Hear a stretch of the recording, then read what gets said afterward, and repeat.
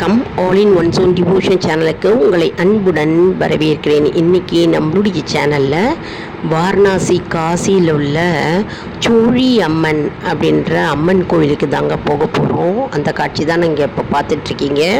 அதனுடைய ஃபுல் வரலாறு, சிறப்பு மற்றும் பலன்களை நம்ம பார்க்கலாங்க. அதற்கு முன்னால் நம்முடைய சேனலை தான் ஃபர்ஸ்ட் டைம் பார்க்குறவங்களா இருந்தாலும் சரி, சப்ஸ்கிரைப் பண்ணாமல் பார்க்குறவங்களா இருந்தாலும் சரி, நம்ம சேனலை சப்ஸ்கிரைப் பண்ணிக்கோங்க.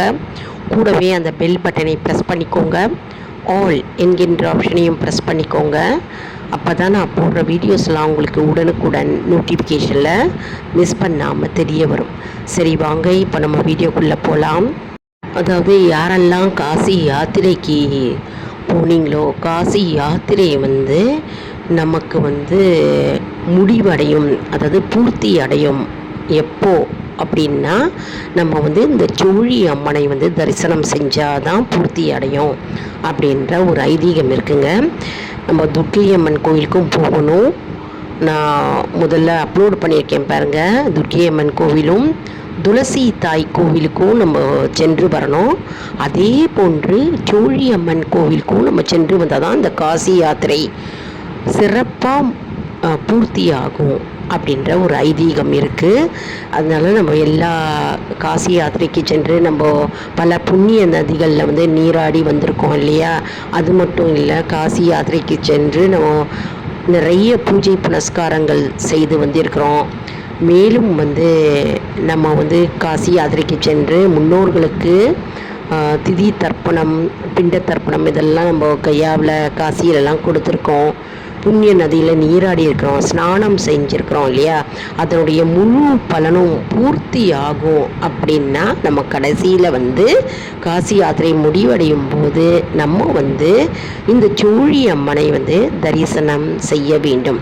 மிக மிக முக்கியமான ஒரு அம்மன் கோவிலுங்க. அதனுடைய வரலாறு சிறப்பு என்ன அப்படின்னு நம்ம பார்க்கலாம். வீடியோவை ஸ்கிப் பண்ணாமல் முழுமையாக பாருங்கள். அப்போ தான் உங்களுக்கு டவுட்ஸ் இல்லாமல் புரிய வரும். யாரெல்லாம் காசிக்கு போகிறீங்களோ, உங்களுடைய காசி யாத்திரை பூர்த்தி ஆகணும் அப்படின்னா நீங்கள் இந்த சூழி அம்மன் கோவிலுக்கு இறுதியாக சென்று தரிசனம் செஞ்சு வரணுங்க. நிறைய வீடியோஸ் அப்லோட் பண்ணியிருக்கோங்க. காசி யாத்திரை, பிரயாகராஜ் மற்றும் கயா, அப்புறம் கயா ஸ்தலம், அப்புறம் தர்ப்பணம் எப்படி செய்யறது, அதனுடைய வரலாறு சிறப்பு எல்லாம் அப்லோட் பண்ணியிருக்கோம். அவசியம் யாரெல்லாம் இந்த வீடியோவை பார்க்குறீங்களோ சப்ஸ்கிரைப் பண்ணிவிட்டு பாருங்க. நிறைய வீடியோஸ் உங்களுடைய மொபைலில் நோட்டிஃபிகேஷனாக அப்போ தான் தெரிய வரும். பெல் பட்டனை அவசியம் ப்ரெஸ் பண்ணிக்கோங்க. ஆல் அப்படின்ற ஆப்ஷனையும் ப்ரெஸ் பண்ணினா தான் எல்லா வீடியோஸும் உங்களுக்கு வருங்க. சரி வாங்க, இதனுடைய வரலாறு சிறப்பு என்ன, பலன்கள் என்ன அப்படின்னு நம்ம பார்க்கலாம். அதாவது இதனுடைய வரலாறு என்ன அப்படின்னு பார்த்தோம்னா, சூழி அம்மன் இங்கே இருக்கிறார். அந்த சூழி அம்மன் சிவபெருமானின் சகோதரியாக புராணங்கள் கூறுகிறது. அதாவது ஒரு காலத்தில் காசி விஸ்வநாதரை பக்தர்கள் தரிசனம் செய்யும்போது அவரை தொட்டு தழுவி அன்பை செலுத்துகிறார்கள். அப்படி அன்பை செலுத்தும்போது, தொடும்போது இந்த தேவிக்கு கோபம் வருகிறது. அதனால் எல்லா பக்தர்களையும் அந்த இடத்தில் இருந்து விரட்டுகிறார். அதனால் பக்தர்கள் அனைவரும் போய்விட்டார்கள். மற்றும் என்ன ஆயிற்று, சிவபெருமானுக்கு கோபம் வந்ததாம். ஏன்னா எல்லா பக்தர்களையும் அவள் விரட்டுகிறார் என்பதனால். அதனால் சிவபெருமானுக்கு கோபம் அந்த தேவியும் அந்த இடத்தை விட்டு விரட்டுகிறார். பின்னர் என்ன ஆயிற்றுன்னா, அந்த தேவி கடும் தவம் இருக்கிறார். சிவபெருமானுடைய கோபத்திற்கும் சாபத்திற்கும் ஆளான அந்த தேவி கடும் தவம் சிவபெருமானை நோக்கி எந்நேரமும் எப்போவும் தவம் செய்து கொண்டிருக்கிறார். அப்போது கடும் தவம் செய்யும்போது சிவபெருமான் அந்த தேவி முன்னாடி தோன்றினாராம். தோன்றியவுடன் என்ன ஆயிற்று, சிவபெருமான் அப்பொழுது ஒரு வரம் தருகிறார் அந்த தேவிக்கு. அதாவது யாரெல்லாம் காசி யாத்திரை வருகிறார்களோ, காசி விஸ்வநாதரை தரிசனம் செய்கிறார்களோ, மற்றும் பூஜை மற்றும் அனைத்து பூஜை மற்றும் புண்ணிய நதிகளில் நீராடி செல்கிறார்களோ, அவர்கள் இறுதியில் உன்னையும் தரிசிக்க வேண்டும். மற்றும் யாரெல்லாம் வந்து உன்னை தரிசனம் செய்யாத போகிறார்களோ அவர்களுக்கு வந்து இந்த காசி யாத்திரை வந்து பூர்த்தி ஆகாது, இந்த காசி யாத்திரை முழுமை பெறாது. உன்னை வந்து தரிசனம் இறுதியில் செய்தால்தான் வந்து இந்த காசி யாத்திரை பயணம் வந்து பூர்த்தியாகும், முழுமை அடையும் அப்படின்னு அவர் வந்து அந்த தேவிக்கு வந்து வரம் கொடுக்கிறார்.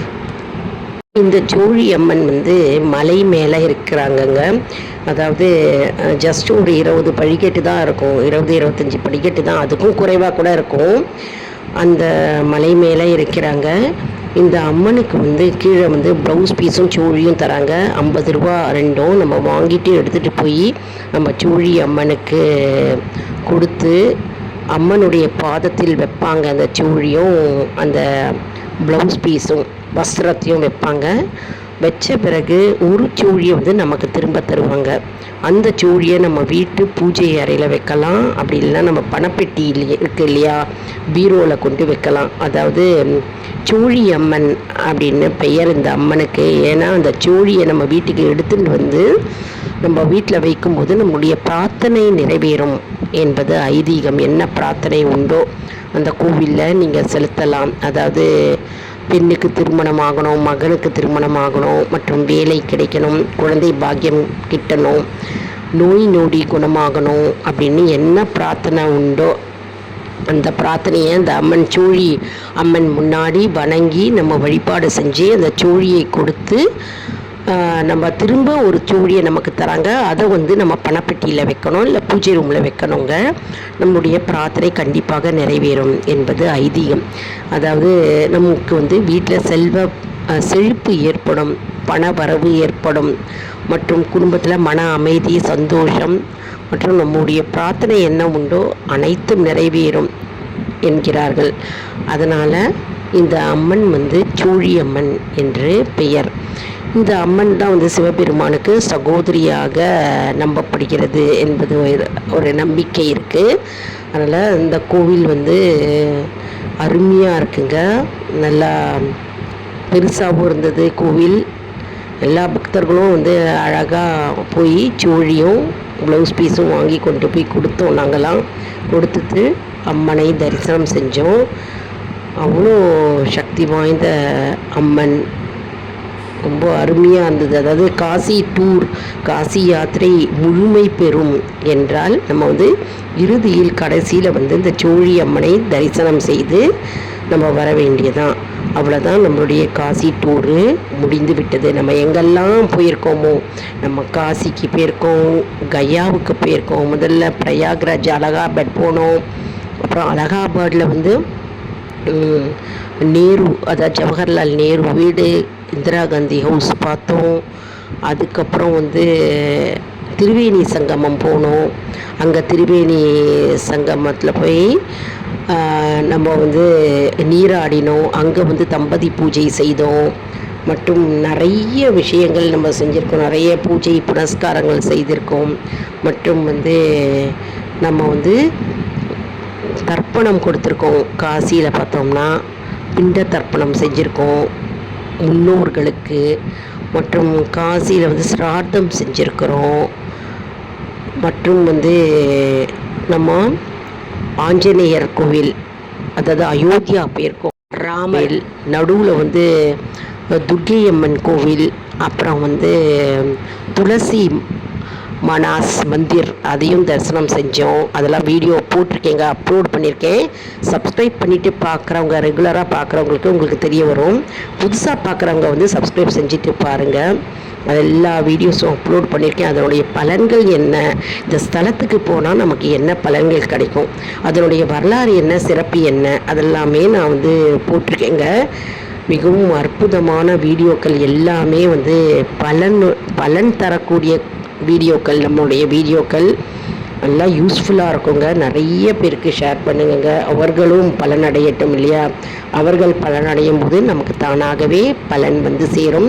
எப்பவுமே நல்ல விஷயங்களை எல்லாருக்கும் ஷேர் பண்ணுங்கள். இந்த வீடியோவில் வந்து நம்ம சோழி அம்மனுடைய வரலாறு சிறப்பு பார்த்தோம். சோழியம்மன் அப்படின்னு ஏன் பெயர் வந்திருக்கிறது? சிவபெருமானே வந்து வரம் தந்திருக்கிறார். அதாவது காசி யாத்திரை முழுமை பெறும். காசி யாத்திரை வந்து எப்பொழுது பூர்த்தி ஆகும்னா, இறுதியில் நம்ம வந்து இந்த சோழி அம்மனை வந்து தரிசனம் செஞ்சால் மட்டும்தான் நமக்கு வந்து பூர்த்தி ஆகும் அப்படின்னு சிவபெருமான் வரன் கொடுத்திருக்கிறார். அதனால் நம்ம இந்த சோழி அம்மனை கண்டிப்பாக நம்ம தரிசனம் செய்ய வேண்டும். அப்புறம் சோழி அம்மனை மேலே தரிசனம் செஞ்சுட்டு கீழே வரும்போது ஒரு காளியம்மன் இருந்தாங்க. அந்த காளியம்மனையும் நாங்கள் வந்து தரிசனம் செஞ்சோம். அற்புத பலனை தருங்க. இதெல்லாம் வந்து புண்ணிய கஷேத்திரம். நம்ம சென்று வந்தாலே நமக்கு மன நிம்மதி தரும். உங்களுக்கு கண்டிப்பாக ஏதாவது ஒரு நல்லது நடக்குங்க. கண்டிப்பாக நல்லது நடக்கும் நம்முடைய வாழ்க்கையில். அதனால் புண்ணிய கஷேத்திரங்களுக்கு கண்டிப்பாக வாழ்க்கையில் ஒரு முறையாவது நீங்கள் சென்று வர வேண்டும். அங்கே நிறைய பேர் வந்து 5 முறை 10 முறையெல்லாம் போயிருக்காங்களாம். காசி எல்லாரும் போயிருக்காங்களாம். அதெல்லாம் கேட்கும்போது அவ்வளவு நமக்கு வந்து அவ்வளோ திருப்தியாக இருக்குங்க. அவ்வளோ சந்தோஷமாக இருக்குது. நிறையா பேர் வந்து அதை சிவபெருமான் அழைத்தால்தான், அவர் வந்து மனதில் நினைத்து நம்மளை கூப்பிட்டால் தான் நம்ம வந்து 5 முறை 10 முறை போக முடியும். எவ்வளோ பேர் போகவே முடியாமல் இருக்காங்க. காசி அப்படின்னு கேள்விப்பட்டிருப்பாங்க, ஆனால் போக முடியாமல் பல தடங்கல்கள் எல்லாம் வந்திருக்கு. நிறைய பேருக்கு வாழ்க்கையில் ஒரு சிலர் தான் வந்து காசிக்கு சென்று வரோம். பகவான் நம்ம கூட்டாதான், அழைத்தால்தான் நம்ம அங்கே சென்று வர முடியும் கண்டிப்பாக இந்த புண்ணிய ஸ்தலங்களுக்கு. அதனால் நீங்கள் முயற்சி செய்யுங்க. முயற்சி செய்து காசிக்கு போகணும் அப்படின்னு விடாமுயற்சி செய்யுங்க. கண்டிப்பாக போய் வாருங்கள். யாரெல்லாம் போலையோ ஒரு முறையாவது இந்த புண்ணிய ஸ்தலங்களுக்கு போய் நம்ம புண்ணியத்தை நம்ம கொண்டு வரோம். மற்றும் வந்து நம்முடைய பாவங்கள், கங்கையில் நீராடும் போது நம்முடைய பாவங்கள் எல்லாம் நீங்கி நமக்கு புண்ணியம் கிடைக்கும். இந்த வீடியோ உங்களுக்கு மிகவும் பலனுள்ளதாக இருக்கும் என்று நான் நம்புகிறேன். இந்த வீடியோவுக்கு ஒரு லைக் கொடுங்க. இதை மற்றவர்களுக்கு ஷேர் செய்யுங்கள், அவர்களும் பலனடையட்டும். மேலும் ஆல் இன் ஒன் ஜோன் அன்பர்களுக்கு ஒரு அன்பான வேண்டுகோள். நம்முடைய கம்யூனிட்டி போஸ்ட்டில் கேள்வி பதில் நேரம் வருங்க. அந்த கேள்விகளுக்கு பதில் தாங்க. இதன் மூலம் நம்முடைய ஆன்மீக பயணம் எப்படி இருக்கிறது என்பதை நாம் தெரிந்து கொள்ளலாம் இல்லையா? இது வந்து சப்ஸ்கிரைப் செய்தவர்களுக்கு மட்டுமே தெரிய வருங்க. அதனால் நம்முடைய சேனலை மறக்காமல் சப்ஸ்கிரைப் செய்து கொள்ளுங்கள்.